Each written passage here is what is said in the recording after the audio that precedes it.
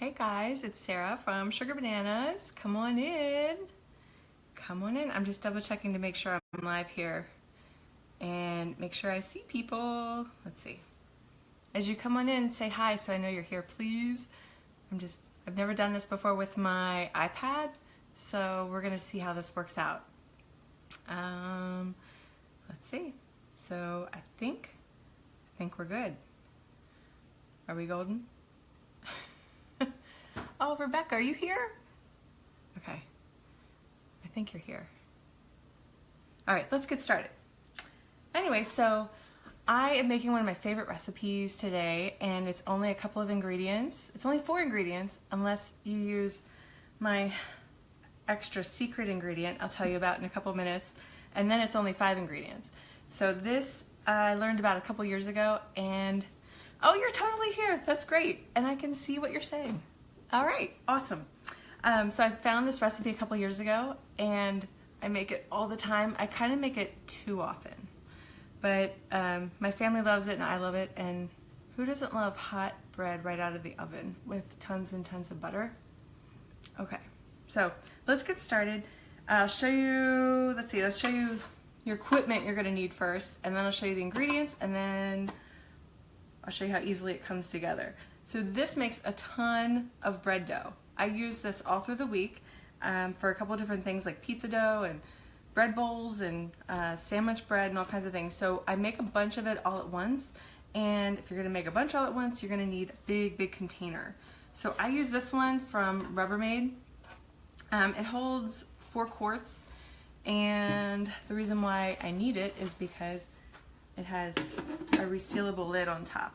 So that's necessary for this, but it's kind of funny. This container reminds me of my college days. So random, I know. I used to work at I was a waitress in a chain seafood restaurant. You know what I'm talking about? And they used to have a bunch of these in the back in the refrigerator for cold storage of lots of food that they've prepped. So when I was thinking of this recipe, I thought, oh, that's right. They make these big, huge containers, and I got this, I think at Costco or Sam's Club a long time ago, and it comes in a set of 4. And I've checked, and they are online also. So they're made by Rubbermaid, and they are 4 quarts. So you need a big container with a resealable lid. And you're gonna need, over here, my favorite tool in the kitchen, one of my favorite tools. This is my Danish dough whisk, and I almost didn't buy it because when I saw it online, I was like, it looks kind of flimsy, right? It looks like, I don't know, kind of thin, and it wouldn't really work well for bread dough, but it does. This thing is really strong, and I thought, I was for sure that this neck would kind of be loose. It's not. It's really great for mixing dough, and I also use it for when I mix things like pancakes or waffles. Yes, this is Rebecca's favorite tool ever also. It's a lot of fun, right? So what I also really like about this when I'm making pancakes is I'll put all the dry ingredients in the bowl, I'll whisk them all together, and then I'll add the wet ingredients, and then I can mix it all together, and I'm only dirtying 1 utensil for that. So anyway, I use this for my no knead bread recipe.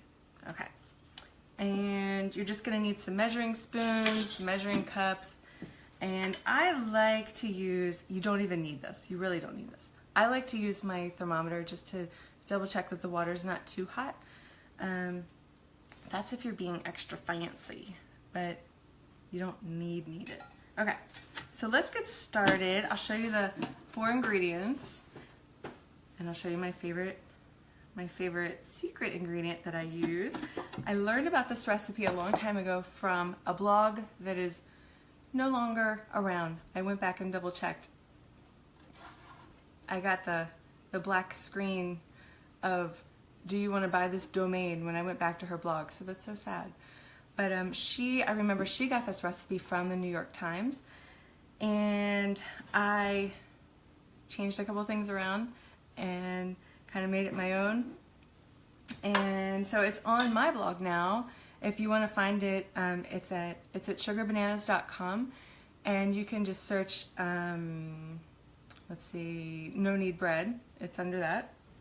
What am I thinking? And let's get started. You're gonna need the flour. You're gonna need a ton of flour. I like to use, and this is not a commercial, okay, for King Arthur flour. I buy a ton of it. But this flour, for some reason, it makes my baked goods taste really, really good. I don't know what it is. I don't know. I guess it's maybe like the protein content or something. I've got flour on me already. Okay, so you're gonna need, in the original recipe from the New York Times, you're gonna need 6.5 cups of flour. And you're gonna need, let me show you the ingredients. I was gonna show you the ingredients. 6.5 cups of flour, so make sure you have a ton of it ahead of time because you're also gonna need some for dusting your pan and all. You're gonna need some salt and some yeast. Yes, I buy my yeast in bulk. This is how much I make bread. I don't know if this is a problem or not, but I have a ton of yeast and I keep it in the fridge so it doesn't go bad. All right, and then if you're gonna use, and then the fourth ingredient, I'm sorry, I'm all over the place. The fourth ingredient is the water. So it's really just flour, water, salt, and yeast. That's it. What I like to do is cut back a little bit on the flour and add in some of my secret ingredient. This is gluten. I know it's like the G word. I know a lot of people are anti-gluten and it doesn't work out for them, and there's allergies and intolerances and all kinds of things. But I like to use this in my bread. I don't find that I have a problem with it, so I'll use it in my breads, and it makes them extra chewy. I love it on the inside. So it's just an extra protein going on in there and giving it that sponginess and that pull. Okay, so the original recipe, I'll tell you if you want to grab a pen or paper or whatever, if you just want to jot it down really quickly. It's 6.5 cups of flour, and it is 3 cups of warm water, not hot, you'll kill your yeast, 1.5 tablespoons of yeast, that's why I buy it in bulk, and 1.5 tablespoons of salt. So 6.5 cups of flour, 3 cups of water, 1.5 tablespoons of yeast, and 1.5 tablespoons of salt. You don't want to have more salt than you have yeast because they don't really get along too well. Too much salt will kill off your yeast. So this recipe called for them in equal amounts, so they kind of balance each other out a little bit. So what I do, if you're going to add gluten, is I back off on the flour by about 1 cup, and then I add in just 1/2 cup of the gluten because it really absorbs a lot of the water. So let me show you what I do here. I have, this is 1/2 cup. I don't know why I used the 1/2 cup here. I'm going to use my 1 cup. And I don't know if you remembered from when I did the video about the deodorant, was I make piles when I bake or when I measure out things, just in case I get distracted, which I may get distracted because my kids are home and they've never been home when I've done a live video. So this could get interesting. But I think they're going to be quiet. We'll see. So 5.5 cups of flour, and it does not even have to be perfect. And I know most baking has to be perfect. It has to be exact amounts. No. I just kind of loosely scoop it and then use my finger and it's good. So that's 1 cup in a pile, 2 cups in a pile, and let's see, 3, 4, 5, and then I hang on to that last 1/2 cup just to kind of make sure everything looks about right. And then if it's too wet, then I'll add in that extra 1/2 cup. But you could do it however you like. Okay, all this flour. So we've got flour. Let me move this around here. If you saw my Insta story, you saw what is propping up my iPad here, okay? It is a cabbage. It works. Let's grab the gluten, and I'm gonna do just 1/2 cup of the gluten. And remember, you're gonna wanna mix this in really, really well because as soon as it touches the water, it wants to seize and grab as much water as possible. And we'll do salt. I just kind of eyeball. This is 1 tablespoon. I don't make it perfectly even. I don't have a half a tablespoon on this one, so I'll just kind of eyeball it. And do not forget your salt. Salt is what makes this bread amazing. Okay, so then the yeast in bulk. Am I the only person that buys this much yeast at one time? And I will say, this wasn't even the amount that I bought. The amount I bought was double this amount, but I poured it into 2 jars. So I have a lot of yeast going on in my house.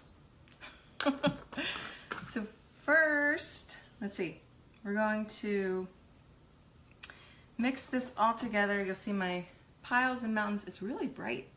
Yikes. Okay, I have 5 piles of flour in here. And I'm just gonna give it a big stir. Make sure that gluten, like I said, you've gotta get that mixed in or else it'll kind of, it's hard to explain, but it doesn't really work out. So I use my Danish whisk here just to kind of give it a stir in a square container. You can use the, they also make food grade like buckets that are really tall and really big if you're really into this big time and you want to double the recipe. Okay, and then let's see, I use my fancy Walmart thermometer here just to make sure that I'm not going to kill the yeast. I have 2 cups of water in here and I need 3, so I had my kettle going. I'm going to add in that 3rd cup and we'll get right around, you want to be right around 100 degrees, and if you're not, that's fine, but just don't go too high because you'll kill your yeast. And then one of my really good friends, Katie from Austin Owl, hi Katie, she taught me this really cool idea. She puts her bread, when she makes her bread dough, she puts it on a heating pad. I've always used my heating pad for sore muscles, but she has a heating pad that she keeps in her kitchen just for bread, which I need to do that. That's a genius idea. Okay, we're right around like 98 degrees, which is fine. So I'm gonna add that in. I don't know if you can see. Just gonna kind of dump it in. It's such an easy recipe. It comes together really quickly. And if you follow me on Instagram, you see how often I make this. And I do the time-lapse videos where you see this comes together. You just kind of give it a couple whirls. Make sure you grab all those dry spots. Gina, piles, brilliant. Yes, yes. I'm telling you, I've been distracted so many times and I've had to throw away batches of cookies because I accidentally added in triple, not double, triple, I think, the amount of salt. It was obnoxious. And I already add a lot of salt to begin with. Whatever the recipe calls for, I'm always gonna add a little more. So these were super salty. So I learned that trick just by accidents, too many accidents, and having to throw away too much stuff, too many batches of goodies. So we're almost mixed together here, and you do not have to knead this. That's the beauty of this, is there's no kneading. It just kind of comes together because it's so wet, and it kind of sounds crazy, but I think that just because it's so wet, it's gonna, as the yeast produces the gases and causes it to stretch out, that's kind of mimicking your kneading action. Because it's so wet, it's able to kind of just stretch out and develop that really good texture that we love. This bread ends up so crispy on the outside and so chewy on the inside. It's so good. It's just like from a bakery, and I love it. I love it so much. I make it, I make this at least 3 or 4 times a month, so like maybe once a week I'll make this. And like I said, I will make it for, like tonight we're having a stew, which is kind of waiting for me in the Instant Pot here. And I wanted to get a head start on the bread. But we'll use it for to eat with our stew. I will also make it, I'll make toast with it for breakfast. I will make sandwiches with this.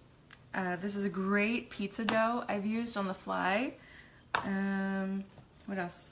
Oh, as the loaf kind of goes on through the week, I will use those last pieces that are kind of dry, and I'll cube them and toss them with some olive oil and fresh garlic and tons of herbs and some red pepper, and I will broil them into the best croutons you've ever had. They're so good. So this is really versatile. You could use it for all kinds of things. And let's see, we're almost mixed in here. There's a couple of dry spots in the corners, but like I said, it's kind of a rustic kind of loaf, so it doesn't matter if there is or not.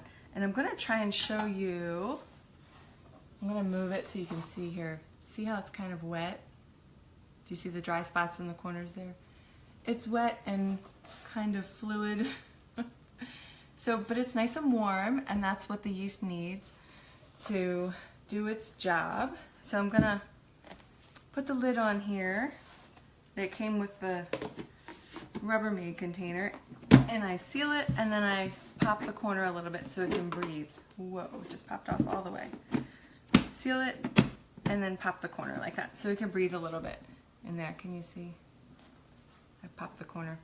Otherwise, do not make the same mistake I made where you seal it all the way and then it's hanging out on your counter and all of a sudden it pops off about 3 feet in the air and scares you to death.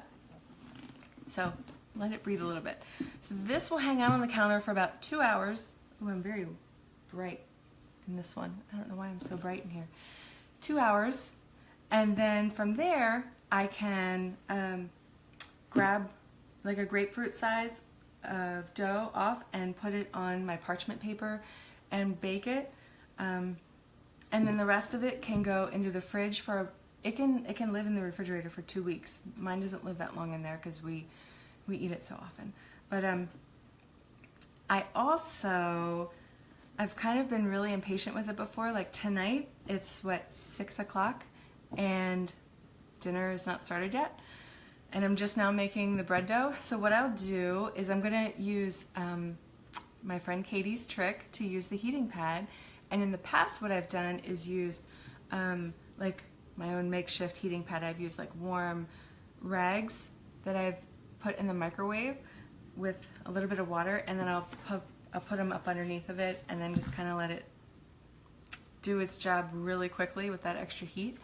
And then it's ready to form and to bake in about 30 minutes. I know that's not how the recipe says to do it, but I've done it and it's worked like a charm. But it's always nicer to let it wait, you know, the full 2 hours. I just don't have time for stuff like that. So this is gonna hang out, and then let me show you what I'm gonna do next, actually. It's kind of like part 2 of the bread scene, because I'm gonna be doing this a couple of times this week with this batch here. So I have some parchment paper on a pan here, and I'm going to, if you want to be really fancy, you can sprinkle it with some cornmeal. Sometimes I do, sometimes I don't. It's not that big of a deal. Or you could just sprinkle it with some flour. And then you're going to want to dust your hands with your flour. Here's my flour. Dust your hands a little, and then just get on in to your bowl and grab about a grapefruit size ball from the dough, and don't handle it too much because you'll make it tough. So just kind of tuck the ends up under itself and set it on your parchment paper to rise. And I like to let it rise at least a half an hour or 45 minutes. And then it'll go into the oven, and the oven has to be kind of hot. I joke and I say it's kind of like a kiln. It's 450, sometimes I do 500 degrees. Like I said, if I'm being really impatient and I need it done now. So I'll do it on 450, and the secret to the crispy crust on the outside, just like you see in like Panera, is I put a roasting pan on the bottom, what is it, the bottom shelf? The bottom rack of the oven? Shelf. So I'll put a roasting pan, and then I'll put a couple of cups of water in the roasting pan. And it sounds counterintuitive. You think, you're steaming your bread. No, the steam helps to create a really crispy crust on the outside. And you'll know it's done when it's super golden brown, perfect. And somebody's at my house. I'm sure my kids are gonna go grab that. Super golden brown, and you can kind of knock on it, and it'll, just like my door, and it will, it'll kind of knock. The dough will be tight on the outside, and it'll be perfect. So anyway, that's the No Knead Bread recipe. It's so simple, and if you want your Danish hook, I'll put my affiliate link in the comments, or I think I did already. I put it in the title. So Danish dough hook is good for making no knead bread, or any kind of bread dough actually, because this thing is tough, or pancakes or waffles or any of your batter type doughs too. And I think that's about it. Oh, when you place it on your parchment to rise, you're gonna want to slice the top to kind of let it spread out a little bit before you put it in the oven, and it just kind of helps it to not be so compact and tight in the oven. What else was I going to tell you? I think that's it. I think that's all I was going to tell you. Oh, please share this if you know anyone who is wanting to get into baking or baking bread, but they're too scared, or they don't know how to knead, or this is a fantastic beginning recipe.